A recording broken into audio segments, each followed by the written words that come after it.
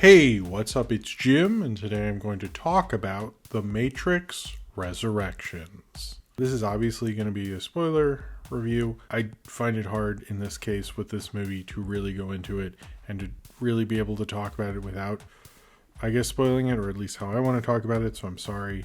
If you have not seen it, it's on HBO Max. I think it's fairly available to see in most places. If it is not, I apologize. Just come back when you've seen it. If you're wondering what I thought, though, and you don't want to be spoiled, I thought it was neat. Anyway, I think anytime you have sort of an interesting sequel, which doesn't really happen a lot. We're talking about like Wes Craven's New Nightmare, The Last Jedi. Most people who are just mainly fans and really like corporations hate them, but who really wants to hear from those shills of people anyway?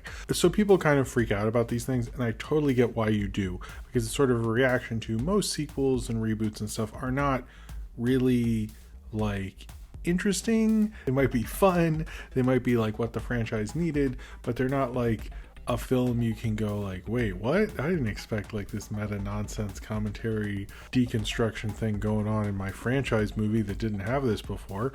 And I am also very much there for it, as they say, and I'm into those. I like it when that happens. This movie is sort of partly that and cynical and ironic and all those things, and partly a love letter to a franchise that Lana Wachowski helped create.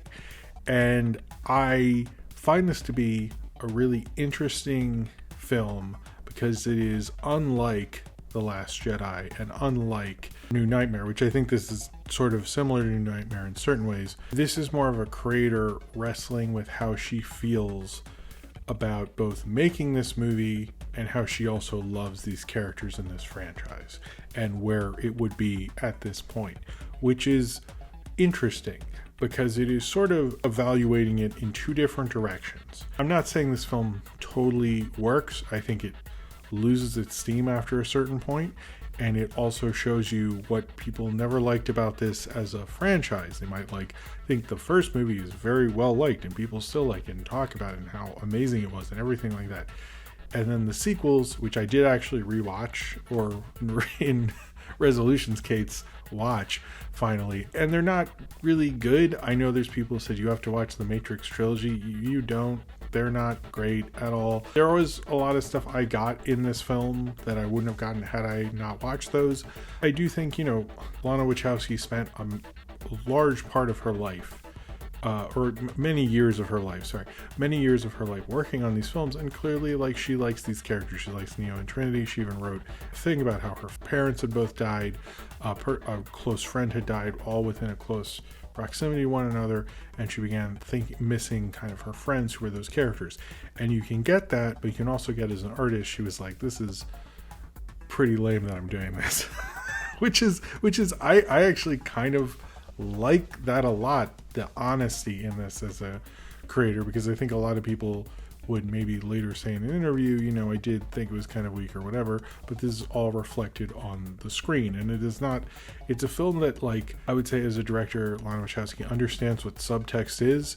She just doesn't really use it ever, but I'm aware she knows what it is, which is great.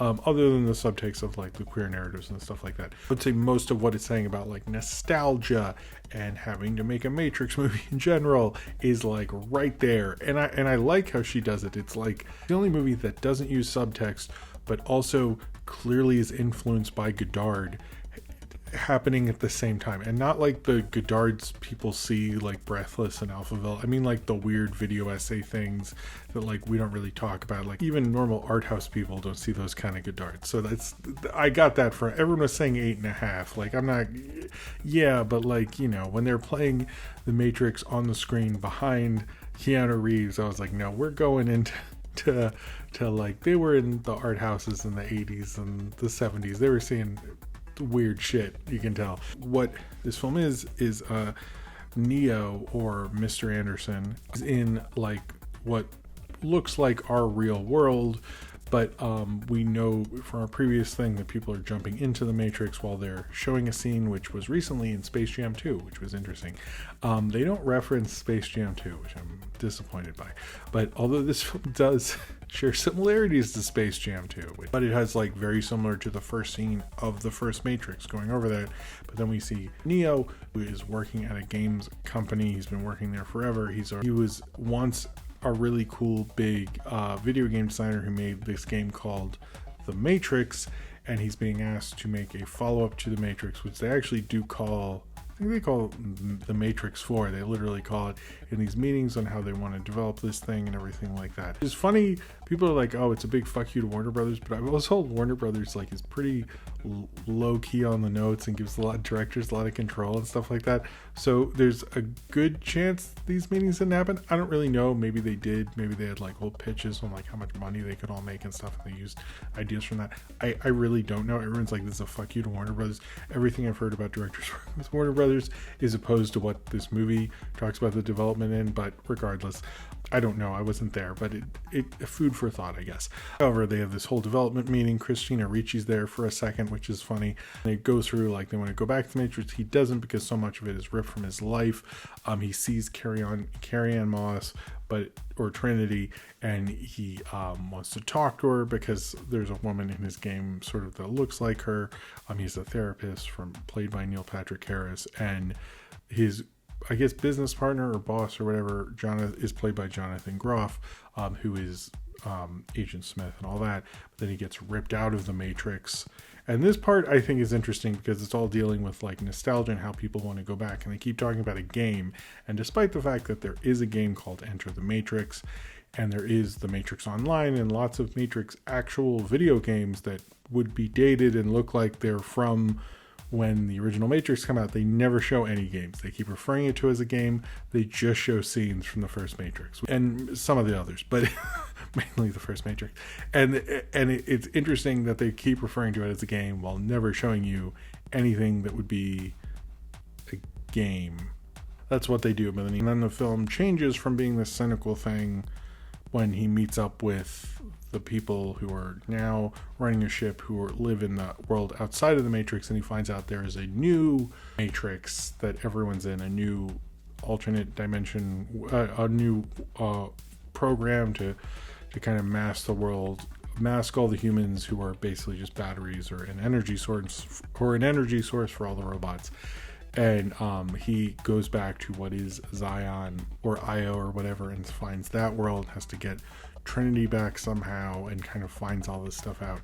And I do think that first part is more about deconstructing it and going into like how it's sort of, that was probably a stressful time in Lana Wachowski's life, much like it was for Mr. Anderson or for Neo, and how it's weird for Neo to go back to the Matrix, and it's like something they like wanted to move on from, and then is like pulled back in first by like a younger generation who is still sort of obsessed with the Matrix, which is funny because anytime you talk about the Wachowskis, no one wants to talk about Speed Racer or Jupiter Ascending or Sense8 or anything. They still want to talk about the Matrix, and they're is pulled in and pulled out to essentially the real world 60 years in the future. The only one who's there is whoever Jada Pinkett Smith plays and who's older, and you get kind of more ideas that were in the Animatrix, and this is a straight up follow-up sequel, what happened kind of thing, which is interesting. It does show me that I think Lana Wachowski cares, like cares about these characters. That's where you got from that.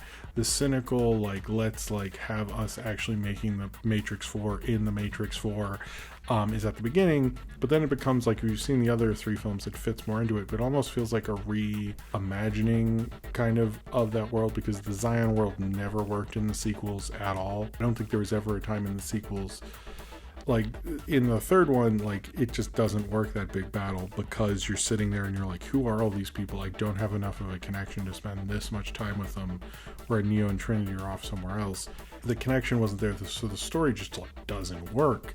And in this, like, you at least know Jada Pinkett Smith's character, and they stay with the various characters you know from the ship. Particularly Jessica Henwick plays in this Bugs, I think really sticks out, but you see it through their eyes, and much like how you saw the world in the first Matrix through just that crew's eyes, and not having like the council or the tribunal or whatever the stupid government thing is, and through someone you've seen in the other Matrix films. So it's a little easier to digest, honestly, and understand, and you get ideas from that were also at the end of the Animatrix, that some of these machines or the robots could kind of perceive things about humanity and not necessarily agree with all the other robots and things and machines and so forth. That was just like a glimmer in the Animatrix, and I like that they went more for that, because that's like a more interesting idea, that eventually man and machine would find a way to coexist after whatever happened in what they call the Second Renaissance and stuff like that. As you can tell, I've watched up on all my Matrix shit, and that way I find this is definitely the best Matrix sequel. It's like the best second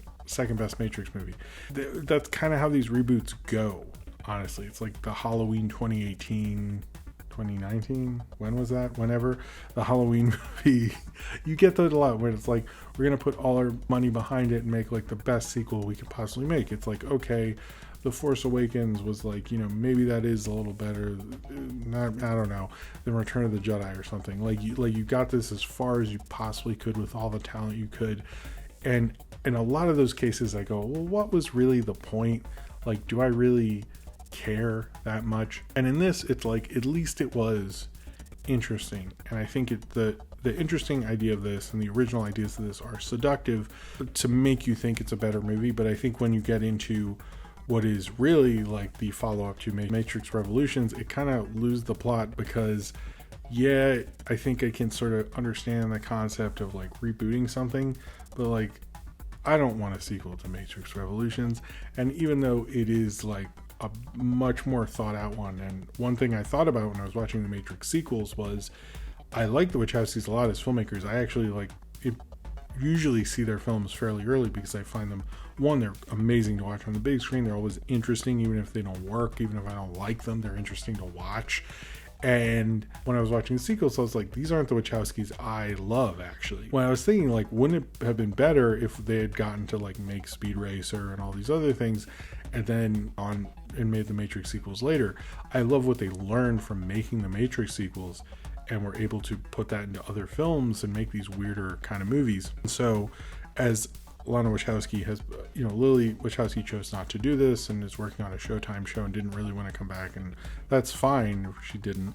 I think with this one, you can tell she's a better filmmaker. In some ways, there's some things they missed out on. Bill Pope did not come back, who shot the original 3.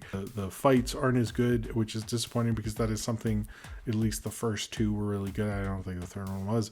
Best thing about Reloaded, I think, is the car chase thing and all that, which is really outstanding. But when you look at Resurrections, I think it is a director who knows how to make something more interesting, do weirder stuff with it, with the Neil Patrick Harris thing, with therapy. I'm curious. I'd love to hear if this has a lot to do with Lana Wachowski's real life. I sort of think it might, but I have nothing to back that up. But the idea of kind of breaking this down, I kind of wish they'd had more fun with it. Like, had Neo actually be Keanu Reeves or something like that, like really break it down into like a Hollywood meta thing. I think could have been more interesting. Having Keanu Reeves be a stand-in for Lana Wachowski and like making this movie, and the idea like the people want to go back to the Matrix, and how they were kind of forced into it. They're asked like all the time by Warner Brothers to do it, and there was really, I read about another Matrix being developed, and then eventually they said, okay, we actually do want to come back, and like, all right, fine, we're gonna throw that crap out.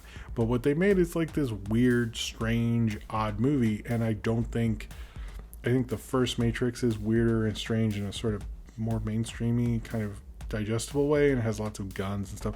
Also, this movie has a lot of guns. I keep reading like, well, Neo doesn't hold guns. I'm like, yeah, but literally everyone else does. Like, there's still a lot of guns. Like, let's not act like they calm down on the guns. I'm like, I guess a little. Like, it's not like this is like a gun-free movie. It's sort of stupid, that whole thing. I think this is made by someone who is a smart filmmaker who doesn't want to retrace their steps, but also knows they kind of like this franchise, actually, and they wanted to do something interesting with it, but they also wanted to show you, well, what would it be like now? I do think one of the biggest failings of this, and every franchise does it, they put a huge importance on the main characters more so than the original film did. And it's like sort of like, not to, again with the Halloween thing, but like Laurie Strode is Michael Myers' sister, you know, putting too much importance on these characters who just felt like sort of, you know, they, but I mean, it's the Matrix, so I guess like Neo, the One, and everything like that, but making them be kind of actually resurrected, and they're the huge power source, and them together makes all this power and all. I was just like, that is a little stupid, frankly. I thought that was like a bad idea, but it's like, how are you going to bring them back? Maybe. So, but I do think like towards the end, like when you're dealing with a Matrix sequel, it still feels like I'm watching these and going like, what if we didn't make any sequels to the Matrix? What if it was just one movie? Why could they not have refused it? You know what I mean? And then some other director would have made a shitty sequel, and then we would have never had another one. It feels like that's the world. When you get to the end of it, you're like, as interesting as this is, I'm sort of bored. And like Jonathan Groff, I don't think was a good replacement for Hugo Weaving. I know like supposedly Lawrence Fishburne died in a video game. I don't think anybody cares.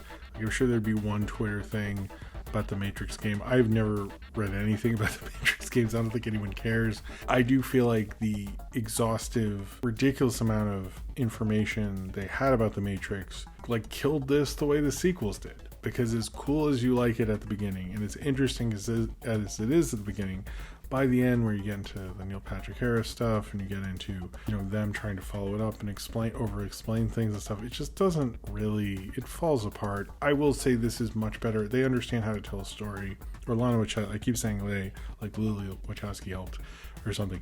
But Lana Wachowski, I think, is a much better filmmaker than she was when she made those sequels. You can absolutely tell that. This is a much stronger film, but it's just like when you get more and more into it, these are goofy sort of movies. They have like really great ideas. They're very poppy about them, but they are goofy and sort of silly. And it's like, I appreciate this film. I'm glad I saw it, but I think much like the sequels, like I probably will only willingly watch the first one ever again. Like I don't really want to watch the sequels again.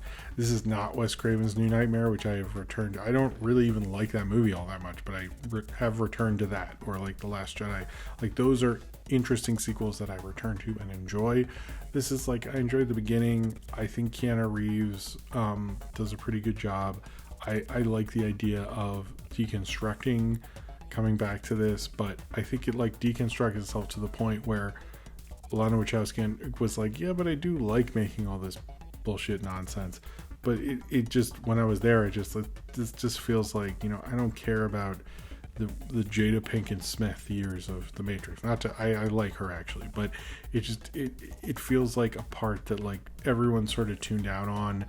And, you know, it does feel like a band's like come back together and made their kind of return album, and you're like into it halfway, but then you're like, oh yeah, they did this other stuff.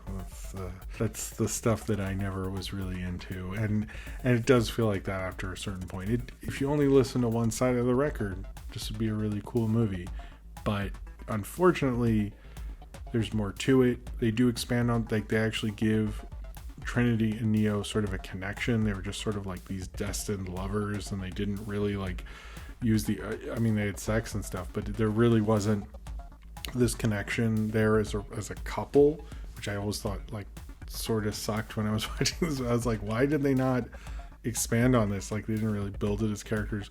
That was much better in this. There are a lot of things to like about this that works as a whole as a film, but it's really strongest at the beginning, even though they're able to do the outside of not Zion world but Zion real world thing. It's still just, it doesn't feel as inventive anymore in terms of the cinematography or the action and everything like that. But I do appreciate this a lot, actually. I was happy to have watched The Matrix and get the whole franchise and get this little treat at the end. Even the Animatrix, I watched that. I think I'll have a review of that soon also, not those other movies. I think I'm sort of done, but this is a fun way to end it. Doesn't sound like they're going to make another one of these. If this is it, this is a weird, cool way to end it. But I think it's just a creator wrestling with making The Matrix, inevitably realizing they sort of do actually like and want to make a Matrix movie.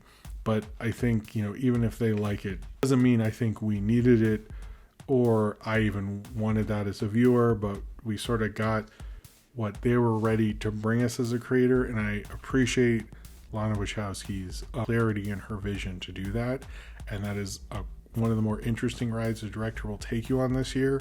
I don't know if that ride is that ultimately consistently good, but it was interesting, and I think that probably is true of most of their movies, but is definitely different for this kind of a franchise, and that I think I'll walk away appreciating. I just probably won't ever watch it again.